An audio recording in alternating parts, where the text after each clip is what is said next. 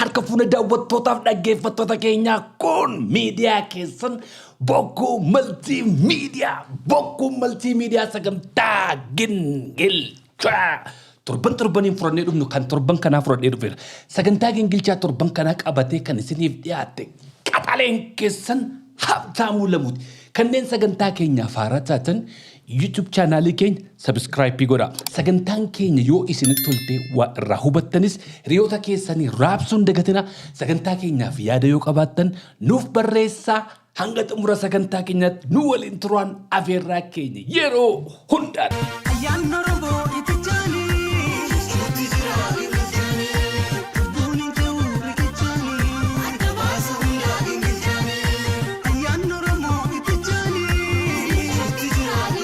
Daawwattootaaf dhaggeeffattoota keenyaa sagantaa Gingilchaa guyyaa irraa fudhadhee dhufe. Gingilchaan guyyaa irraa fudhadhee dhufe gaafa har'a komiin qaba. Ani biyya Itiyoophiyaa keessan jira. Magaalaa Finfinnee keessan jira. Muummicha ministeeraa keenya abbichuun komachuu gadi ba'eera. Nagaan isiniif haa ta'u abbichu akkam jirtu. Abbichuu komachuun gabbe. Yeroo darbee first lady keenya wajjin akkasumas pirezidaantii mootummaa naannoo Oromiyaa obbo Shimallis Abdiisaa wajjin magaalaa Bashaashaa turan muummichi ministeeraa. Magaalaa Bashaashaa keessatti waan dinqii hammoonaa biyya kana keessatti hojjetamee hin beekne tokko eebbisiisuu dhaqanii waltajjii sana gubbaatti waa dubbatan. Waan isaan dubbatan sana gubbaa dhaabbadheen ani har'a muummicha ministeeraa keenyarraa komii qaba. Wanti isaan dubbatan maan dhaggeeffadha. Ani Bashaashaa dhaladhee kan hin guddadhe amma umurii 12-13 hin beektu. Torba ga'een ba'e.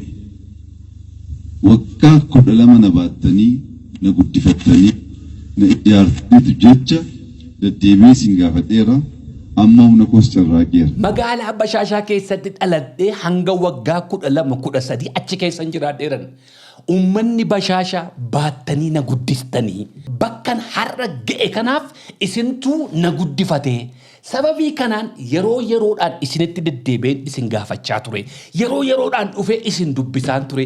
Isin dubbisuu duwwaa immoo osoo hin taane waan isiniif malu waan Itiyoophiyaa keessatti godhamee hin beekne mootummaadhaan miti piraayiveetiidhaan godhamee hin beekne waa tokkoon isiniif godhee jiran karaa eenyu godhan karaa first lady keenyaa Aadde Zinaashin godhan. Maal godhan dhaggeeffadhaa. Manni barumsaa akkasii sadarkaa Itiyoophiyaatti hin jiru. Sadarkaa Itoophiyaatti kan mootummaa duwwaa osoo hin taane kan dhuunfaas kan akkasii hin jiru.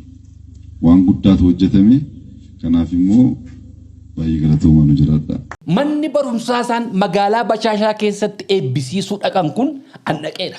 Bakka isaa dhaqee ilaaleera osoo manni barumsichaa hin eebbifamin. Mana barumsaa duwwaayyuu miti. Magaalaa Jimmaarraa kaasee espaaltiin akka jawwee ciisee jiru kun abbichuutu hojjisiise. Har'a immoo kan isaan eebbisiisuu dhaqan mana barumsaa akka mootummaatti mitiiti akka dhuunfaa piraayiveetiitti Itoophiyaa keessatti hin argamne magaalaa Bashaashaa keessatti ijaaranii eebbisiisan. Karaa eenyu karaa haadha warraa isaanii first lady Aadde Zinaashin manni barumsaa uummata Bashaashaatiif ijaaramee kenname. Maaliif kennameef? Waggaa 12 na baattanii na guddistanii oolma narraa qabdu. Bakkan har'a ga'e kanaaf isintu jalqaba ijoollummaa kiyyaan baatee guddisee bakkan har'a ga'e kanaan na ga'e. Kanaafan kana ijaaree jiran achii baane immoo eessa dhaqan? Inni keenya itti dhugaadhaan keessani ammoo umurii waggaa 12tti. Kudha sadaffaa Aggaaroon ture sana booddee beektu. Hanga waggaa 12tti ani kan keessanii achirraa ba'e immoo Aggaarootti galeeran waggaa 13ffaa isaanii. Aggaaroo keessattis hojiin babbareedaa isaan hojjetan keessa har'a miti waggaa 15 dura. Waggaa 15 dura muummichi ministeeraa nama viizinii qabu nama mul'ata qabu ta'uusaa waggaa 15 dura osoo gara muummicha ministeerummaatti hin dhufin magaalaa Aggaaroo keessatti oolmaa dargaggootaa jedhanii yeroo darbe sagantaa qoratti isiniif dhiyeesseen ture qaamaan naqee arge. Hojiin Aggaaroo keessatti hojjetame. Koridor limaatiin Aggaaroon keessatti hojjetame. Manni barumsaa Aggaaroon keessatti hojjetame. Karaan Aggaaroon keessatti hojjetame warra kana hundumaatti nan galateeffadha. Warra kana hundumaatti galata guddaan qabaaf. Warra kana hundumaatti fakkeenyummaa guddaan isaan irraa arge. Namni bakka dhalate deebi'ee yaadachuu. Bakka irraa ka'e yaadachuu. Bakka handhuurri isaa itti awwaalame yaadachuu. Biqiin isa masana na ijaaree na guddifatee jira. Finfinnee guddifatee jira. Ankan hundaati. Begiinis hanguma sana erga. Begiinis hanguma sana na guddifatee jira. Begii biyya jira naalticha habtaamuu lamu. Begiin hanguma sana na guddifatee jira. Aggaaroo taanee sadaffaa irratti kan argamu. Magaalaan Finfinnees akkuma sanaa jettan arfaffaa irratti. Magaalaa Finfinnee keessatti waan isin hojjechaa jirtanii argaa jirra maabbichu. Guyyaadhaa gara guyyaatti hojiin hojjetamaa jira. Guyyaadhaa gara guyyaatti jijjiirama argaa jirra. Iji keenya akkas rafee gaafa ol ka'u waan bira agarra. Halkan waan bira, guyyaa waan bira. Waan isin magaalaa Finfinnee keessatti hojjechaa jirtanii yoo ani irraa dubbadhe xiqqeessuu natti ta'a. Maaliif irraa dubbatamee xumuramuu hin danda'u kaa? Guyyaadhuma lamman kana waan isin godhaa jirtan daawwannaa isin geggeessaa jirtan kinoo achi Inxooxxoo irraa kaasee hanga Piikook Paarkiitti keessan jiraachaa jira argaan jira. Begii dhaa'oo maaf dagattan? Uummanni begii maal keessa akka jiru ni beektu muummee keenya. Uummanni guddina keessan keessatti ashaaraa kaa'atee darbe kun uummanni begii, uummanni garraamiin sun. Uummanni arjaan sun har'a maal keessa akka jiru ani isinitti muunnan barbaachisu isin bulchaa jirtu biyyicha waan ta'eef. Misooma mitiiti har'a uummanni keenya kun nagaan qabu akkaataa itti nagaan kun dhufee qe'een keenya itti tasgabbaa'ee uummanni keenya gara misoomaatti godhu dadhabaa jirtu hojjechaa jirtu argaa jirra. Moor xiyyeeffannoo addaa biyya keessan biyya isin guddiste biyya jiranaalticha habtaamuu lamu begiitiif akka laattaniin isin gaafachuu barbaadan komii isinirraa qabna nuti warri begii. Maaliif bashaashatti waan isin gootan agarreerra. Aggaarootti waan isin gootan agarreerra. Finfinneetti waan isin godhaa jirtan argaa jirra. Nutoo uummanni begiyoo aniif isin gaa koree tokko ijaarree waa'ee begii irratti xiyyeeffannoo addaatti ilaannee hospitaalli hin jiru, karaan hin jiru, bishaanni hin jiru. Uummanni keenya nagaan qabu waa'ee kanaaf har'a muummicha ministeeraa isin bukkee kaawwadheen jira. Uummatan keessaa dhufe sana uummanni keessaa dhufe sunis nagaafatu. Begii keessaa kenoo warri ba'an anaaf isintu jira kan biraas jijjiru iddoo adda addaa jijjiru. Magaalaa Aggaaroo keessatti waggaa 15 har'a muummichi ministeeraa waan isaan hojjetan. Osoo muummicha ministeeraa hin ta'u jedhee nuti hin yaadin muummichi ministeeraa akka muummicha ministeeraa ta'an beeku. The visionary leader. Waggaa 20 waggaa 15 booda maal akka ta'u hayyuu beekuudha. Haasaa isaan bar tokko magaalaa Aggaaroo keessatti dubbatan waliin dhaggeeffanna. የኦሮሚያ ልማት ማህበር ከ15 ቀን ወይ ከ20 ቀን በኋላ የአጋሮን ፈለግ ተከትለን ኦሮሚያን እናልማ ብሎ እናንተን አርአያ አድርጓቸዋል። ወልዳን ሚሶማ ኦሮሚያ ጉያ ኩዳ ፍሩ ዮካን ጉያ ኩዳ ሸን keessatti magaalaa Aggaaroo fakkeenya fudhatanii ኦሮሚያ akkasa misoomsan abdii guddaan qabaa jiran. Waggaa meeqa dura haasaa muummichi ministeeraa kan yeroo isaan akka dubbatan tarii namoota yommuu sana dhaggeeffatutti qoosaa fakkaata ture. Aggaaroon fakkeenya guddaa taati waldaa misooma Oromiyaatiif.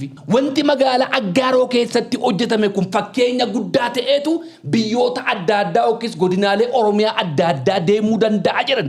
አሁን እኔ ናፈቀኝ ኢትዮጵያ አጋሮን መቼ አርአያ ታደርጋለች? አፍሪካ አጋሮን መቼ አርአያ ታደርጋለች? Angaruu wanti dheebochaa jiru waa'ee waldaa misooma Oromiyaa otoo hin taane Itiyoophiyaan yookiis Afrikaan yoom Aggaaroo fakkeenya fudhatti. Fakkeenyi sun har'a raawwachaa jira. Mul'anni waggaa 15 sun har'a raawwachaa jira. Har'a hooggantoota Afrikaatu Aggaaroo dhaqaa jira. Har'a muummittii ministeera Xaaliyaantu xiyyaara see fudhate for the first time international flight magaalaa Jimmaa irraa ka'eetu biyya Xaaliyaanii deeme. Muummichi ministeeraa kana waggaa meeqa dura abjoote. Nama akkasiitu salphifnam. Nama akkasiitu xiqqeessinam. Nama akkasiitu hin baradne. Nama akkasiitu lunda. Nama akkasiitu akkas jedhee oduu itti oofaa oollam. Waggaa meeqa dura abjoote kana. Aggaaroon Itiyoophiyaadhaafis Afrikaadhaafis yoom fakkeenya taati. Biyya Xaaliyaanii ni beektu seenaa keessatti loliisa qabu. Itoophiyaadhaaf Xaaliyaanii waan isaan wal godhan ni beektu. Muummittii ministeera Xaaliyaanii fidee jilbeenfachiisee muka dhaabsisiisee eessatti Aggaarotti. Torban darbe keessa waan baay'ee irraa dubbachaa ture. Torban darbe keessa aktivistooti keenya beektonni keenya waan baay'ee qeeqaa turan. Waa'ee lolaafaa qeeqaa turan. Har'a garuu hooggantoota gurguddootu Somaaliyaa irraa Keeniyaarra, Jibuutiirra, Ugaandaarra, biyyoota Afrikaarra, Xaaliyaanirra, private xiyyaara isaanii fidaniitu biyya kana dhufaa jiru. akkaataa hariiroo biyya alaa wajjin godhaa jiru abbichuun. Oromiyaa irraa Finfinneen ala international flightiin ka'ee kan hin beekne xiyyaarri dhufee magaalaa Jimmaarra qubatee magaalaa Jimmaarraa ka'u. Maaliif isa kana callistan? Maaf waa'ee kanarraa waan tokko hin jenne? Maaf waa'ee kanarraa jecha tokko hin dubbadde? Waa'ee corroqaa waan dubbattu? Waa'ee karaarra ifaan jiru hin dubbattu? Akkamitti kanarraa hin dubbanne? Kun seenaadhaam. The visionary leader waggaa 15 dura waan dubbatetu har'a hojiitti kaa jiram. Ati dhagaatti guurtam, addunyaan kabajaa jiram. Ati narrabsitam, addunyaan kabajaa jiram. Xiyyaara isaanii kaafatanii dhufanii ilaalanii deebi'u. Jilbeenfatanii muka dhaabaa fi oolum. Hinjirum kun seenaadhuma keessatti ta'een beekum. Torban darbe keessoo komachaa turtanii. Torban darbe keessoo qeeqaa turtanii. Torban darbe keessoo dhagaatti guuraa turtanii. Wanta inni torban kana keessa godhee biyyaaf ta'a, dhalootaaf ta'a, sabaaf ta'a. Iseedhuma kanamaa irraan galateeffadha. Biyya ollaa wajjin walitti nu buusaa jira jettan kunoo pirezidaantii biyya Keeniyaatu dhufee as jira. Biyya Sumaalee wajjin walitti nu buusettan kunoo pirezidaantii biyya Sumaalee dhufee as jira. Biyya Ugaandaa irraa dhufanii muka dhaabaa jiru. Biyyoota Afrikaa adda addaa irraa dhufaa jiru. Inni kun maa isin jalaa dhokate? Maaf cubbuu baduwwaa yookaan waanuma dogoggoree tokkitti hata'amu yookaan waan biraan tokko godhamu iseenuma duwwaa irratti xiyyeeffan. Ani torban darbe isinii fideen ture. Obbo Lideetoo Yaaloo baay'een jaalladha. Siyaasa isaa miti. Bishina isaa baay'een jaalladha. Dhaggeeffadhaa haasaa isaa yeroo baay'ee gaafa haasa'u haasaa isaa keessatti Dr. Abiyyiin haqeequs, Dr. Abiyyiin abalaaleffatus garuu rispektiidhaan qeeqa. Xaqalaa ministeerachiin jedha. Kubur xaqalaa ministeer jedha. Namni keenya Abiy akkatti dhagaa walitti guuraa oolu, akkatti wal xiqqeessaa oolu, akkatti wal salphisaa oolu, akkatti mataa keessa wal dhahaa oolu, akkatti miila wal jalaa dhahaa oolu. Dhaggeeffadhaa meeqan? Abiy ምንም አይነት ማንበብ መጻፍ አይችልም። Amma kana gaadha. Political science nama barate kana dubbata. Dr. Milkees nagaa keeti. Political science barateera. PhD holder namni kana dubbatu muummichi ministeera Itiyoophiyaa Dr. Abiy maanbab matsaaf አይችልም jedhe ምንም አይችልም. Afaan maali akka ta'e hin beeku. Afaan Ingilishii ta'e, afaan Oromoo ta'e, afaan Amaariffaa ta'e barreessuus dubbisuus hin danda'u nuun jedha. Erga gaafa gara aangootti dhufe muummichi ministeera. Warrootuma muummicha ministeeraa biyya kana keessa aangaa'ota darban keessa namni akka muummicha ministeeraa Itiyoophiyaa yeroo ammaa Dr. Abiy afaan adda addaa afaan baay'ee dubbatu hin jiru. Afaan Oromoo inni dubbatu isinuu ni beektu. Afaan Amaariffaa akka inni itti dubbatu qillaaxee seetii wajjin qinee seetii wajjin dubbata. Afaan Tigiriffaas argaa jirra. Biyyoota dhaqan yeroo biyya Misir dhaqes afaan Arabiffaa dubbachaa jira. Naannoo Sumaalee gaafa dhaquus afaan Sumaalee dubbata. Bakka dhaqee hundaa naannoo Walaayittaa keessa gaafa deemu naannoo Sidaamaa keessa gaafa dhaqu afaan isaanii kana dubbata. Akkamittiin barreeffatee dubbate afaan maaliitiin barreeffatee kan dubbachaa ture nu gaafadha. Namoonni baay'een cimina isaanii mul'isuudhaaf beekumsa isaanii mul'isuudhaaf jalqaba maal si gochuu qabu? Siin wallaalaa si gochuu qabu. Sabboonaa of gochuudhaaf immoo ati gantuu si gochuu qabu. Hayyuu of gochuudhaaf ati wallaalaa si gochuu qabu. Sooressa of gochuudhaaf siin hiyyeessa si gochuu qabu. Beekumsa kee mul'isuudhaaf Dr. Abiy xiqqeessuu qabda jalqaba. Akkamitti akkati Dr. Abiy wajjin of dorgomsiiste naa galuu madide. Maaliif naa wajjin hin dorgomtu? Ana wajjin dorgomi, adiifatiin dorgomnaa. Erga gaafa gara aangootti dhufe muummichi ministeeraa kunoo aangaa'ota gurguddaa biyya Afrikaa miti, biyya Irooppii miti, addunyaa kana bulchan baay'ee wajjin wal argaa jirra. Namni afaan isaa hiiku duukaa hin jiru. Akkamittiin afaan kana hundumaa bare? Erga barreessuuf dubbisuu hin dandeenye Dr. Milkeessa kun gaaffiidha. Mee dhaggeeffadhaa kana. በነገራችን ላይ ኦህዴድ ውስጥ ብዙ ጻፊዎች አሉ። ጽፈናል እኛ መጽሐፎች አሉ፣ አርቲክሎች አሉ። ከዩኒቨርሲቲ ነው የመጣ ነው ለማለት ነው። Isa kana himachuudhaaf Dr. Abiyyiin gadi qabaa jira. Akkamitti akka inni Dr. Abiy wajjin ofiisaa of dorgomsaa akka jiru naa galaan jiru. Maaliif barbaachise kun hundumaan? Qeequun rakkoo qabu bar. Dr. Abiy namni qeequ baay'ee jira. Nama hundumaarraan dubbannu garuu siyaasa jibbiinsaa kun dhaloota keessatti fe'amuu qabudha. Anamma maaliif Dr. Abiy qeeqxa yookaan maaliif Dr. Abiy xuxxaa jedhee miti kan irraa dubbachaa jiru. Dhaloota keessa waan hin taane kan galleef. dhaloota ol guddachaa deemu haasaa kee akkuma dhaggeeffachaa deeman homni sun akka dhugaatti hin fakkaanneedhaaf dhaloonni kana baruu qaba yeroo hundumaa waan tokko dhaggeeffachaa gaafa deemtu dhugaa fakkaata karaa sirrii ta'een qeeqaa karaa sirrii ta'een fuuldura dhaabbadhaa namni baay'ee dhaggeeffadhu hayyuun Oromoo obbo Leencoo Lataati jechoota obbo Leencoo Lataa dhaggeeffadhaa haasaa obbo Leencoo Lataa dubbatan dhaggeeffadhaa jibba keessaa obbaasaati waaqayyoo nagalatan obbo Leencoo Lataa gaafan biyya kana keessa jiru akkuma namoota baay'ee yeroo sana jibbaan ture maaliin jibbaa ture waanuma yeroo sana keessatti bara TPLF keessa oppiidiyoon mana hidhaatti nu barsiise Leencoo Lataa Oromoo gurgurate Leencoo Lataa Torontoo keessatti 5 star hoteelii ijaarrate ijoolleen isaa achi akkasitti baratti isin asii abiddatti oofamtu nuun jedhee nu barsiise meedhaa keetti dargaggeessan ture waan ta'eef waaqayyoon garuu fuudhee dhaqee har'a akka ragaa ba'uu fi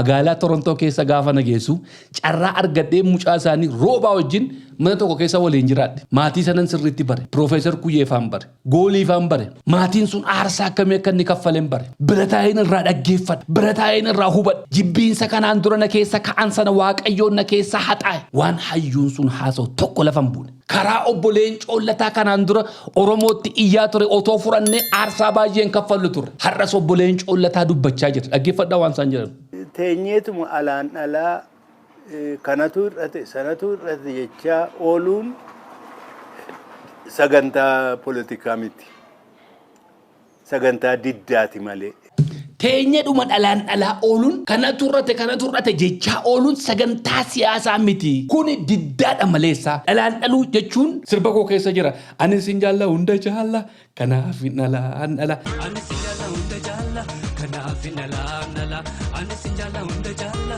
kanaaf dhalaan dhala wanti namoota yabareeda loo shakala jaalarraa kan ka'e dhalaan dhaluun jira jibbiinsarraa kan ka'e dhalaan dhaluun jira irruma deebi'anii akka teeppii nyanyanyanyan jecha ooluun kuni sagantaa siyaasaa mitiidhaan obbo Leencoo Lataa kanaaf dhalaan dhaluu bakka lafatti hikkadha dhalaan dhaluu kan jaalalaan dhufu jira dhalaan dhaluu immoo kan jibbiinsaan dhufutu jira ta'aniidhuma nyanyanyan jecha ooluun kuni sagantaa siyaasaa miti sagantaa siyaasaa fidaa sagantaa siyaasaa nutti agarsiisa waan isin godhaa jirtan garuu teessanii dhuma dhalaan dhalaa ooltu jibbiinsa qabdu diddaa qabdu isa kanatu isin keessaa wacaa oolaa jechuu isaaniiti baay'een isaanii jibbiinsarraan kan ka'e dhalaan dhalaa oolu kanatu hin guunne jechaa kan isaan oolan jibbiinsarraan kan ka'e osoo bakka sana ta'anii waan hanqate sana guutuu hin danda'u osoo bakka sana ta'anii waan har'a muummichi ministeeraa hojjechaa jiru hojjechuu hin danda'u halkaniif guyyaa dhalaan dhalu maqaadhuma muummicha ministeeraa Abiy halkan abjuudhuma keessa yoo milkeessaan maqaa isaanii waa hunatti fakkaate bee dhaggeeffadha Abiy ta'e Abiy wasu sijammar Abiy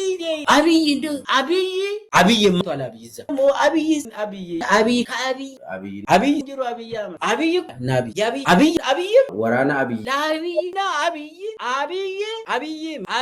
wada ላይ አብይ ደሞ ነገር ግን አብይ አሻት አብይ የአብይ መንደር እና አብይ ሰው የአብይ ባለውለታ አብይ እና የአብይ አብጁ በገሰ አብይ ዋጀ ተፈካደ ነው ምጭኩን ኡኑማ rakkateem amma kun egaa siyaasaadha dhalaan dhaluu obbo Leencoo Lataa jedhan isa kanam kana siyaasatti ku dandeenya bar wanta mormi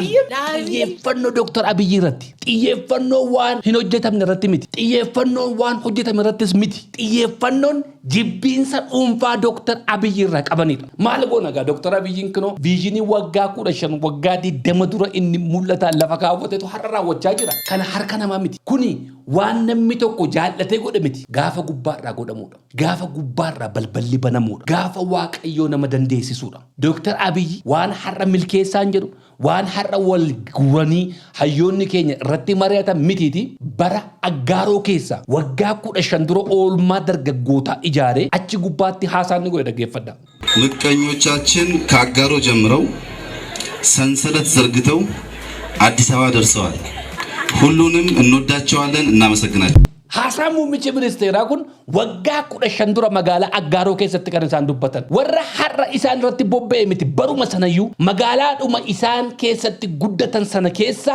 warri isaanii morkan miqqanyochochaachin ayafaan amaariffatti kan miqqanyochochaachin ka Aggaaroo tanasto finfinnee galaniiru nuun jiran garuu nuti hin jaallannaa jedhan akka isaan gara aangootti hin dhufne akka isaan hojiin hojjen bakkuma isaan dhalatanii guddatan sanarra isaaniin ordofanii magaalaa finfinnee dhufaniiru. Isa har'aa kana miti isa har'a wal gaanii isa irratti mari'atan miti warra har'a dubbatan miti baruma sana keessayyuu warra nu morkan warra nu jibban warra nutti gufuu ta'an warra nu balleessuu barbaadan miqqanyochochaachin isaan jedhan kun magaalaa Aggaaroo irraa kaasanii hanga magaalaa finfinneetti nu ordofanii dhufanii nuti garuu maal goona hin jaallanna jibbiinsa isaanirraa hin qabnu akkaataa isaan itti nu hubatantu kan biraa ta'uu danda'a har'as kanuma siin jedha namni sagalee waaqayyootiin guddate akkas bara namni sagalee waaqayyootiin guddate muummichi ministeeraa sagalee waaqayyootiin guddachuu isaa kanaan barta kan nu morkan jiru kan nu jibban jiru kan miila nu jala gatan jiru garuu nuti maal goona hin jaallanna warra har'a muummicha ministeeraa irratti walgahii taa'aa oolu gargaaruu mannaa takaalaa oolu miila dhadhaa oolu maal jedhan muummichi ministeeraa gaafattan hin jaallannaa siin jedha obboloota keenya nu hubanne ta'uu danda'a karaa jallaatti nu hubachuu danda'u